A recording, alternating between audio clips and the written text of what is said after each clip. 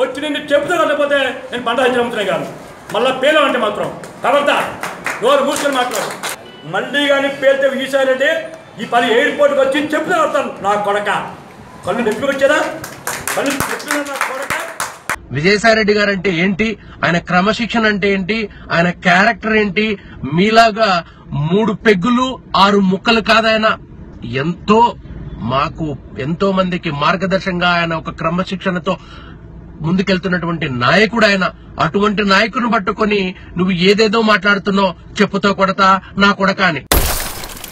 ఒరే బ్రోక్క, నీకు ఒక చరిత్ర లేదు, నీకు నైతిక విలువలు లేవు. నువ్వు ఒక పనికి మాలిన చెట్టకూడదు, ఆ బూత్ మాట రోడ్డు రాకూడదు. విలువ లేని నువ్వు ఒక స్కౌంటర్. జైల్లో ఉండి చెప్పకూడదని బెయిల్లో ఉన్నావు. ఎప్పుడు జైలు పోతావు నీ తెలుసు, నీ బతికేటో తెలుదు. నీ నెల్లూరులో నువ్వు ఎవడో తెలియవు. హైదరాబాద్లో నిన్ను ఒక వేషలు చెప్పే బ్రోకర్గా చూస్తావు. మేము 5 నిమిషాలుగానే సిగ్గు వదిలి నిన్ను మాట్లాడడం మొదలు పెడితే నీ చెవుల్లో నుంచి రక్తం కారుతుంది బండారు సత్యనారాయణ. నువ్వేదో అనుకుంటున్నావేమో, కానీ నీకన్నా ఘోరంగా కొడక ఇంకో నా కొడక నిన్ను ఏ విధంగా మాట్లాడొచ్చు. కానీ మాకు నీ వయసు అనేది పెద్దవాడివి కాబట్టి, ఆ వయసు అనేది అడ్డుపడుతుంది కాబట్టి మేము తిట్టలేకున్నాం. లేకపోతే మాకు రదా నా కొడక చెప్తా వస్తాడు నా కొడక స్కౌండర్ అని. వీటిని విలువ లేని నువ్వు, జైల్లో ఉన్న నువ్వు నన్ను నా కొడుకుని మాట్లాడుతారా?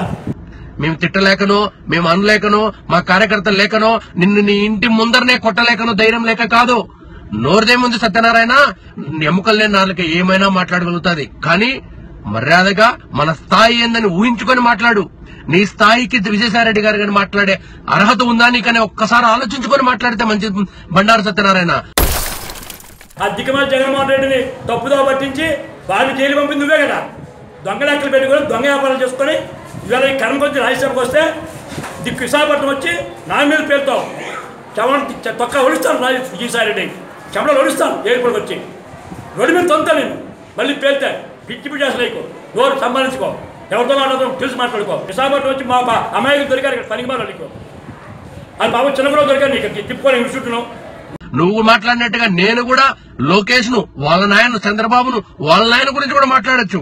కానీ మన అర్హత ఏదనేది ఒక్కసారి ఆలోచించుకుని మాట్లాడితే చాలా మంచిదని చెప్తున్న బండారు సత్యనారాయణ. మర్యాదగా ఇప్పటికైనా మించిపోయింది లేదు. నన్ను క్షమించండి, నేను తప్పుగా మాట్లాడినటువంటి క్షమాపణ చెబితే మంచిదని తెలియజేసుకుంటున్నా. లేకపోతే ముందు రోజుల్లో నిన్ను ప్రజలు వీధుల్లో కూడా తిరగనీకుండా చేస్తారని కూడా నీకు తెలియజేసుకుంటాం బండారు సత్యనారాయణ. మర్యాదగా నోరు అదుపులో పెట్టుకుని మాట్లాడవలసిందిగా తెలియజేస్తున్నా బండారు సత్యనారాయణ నీకు.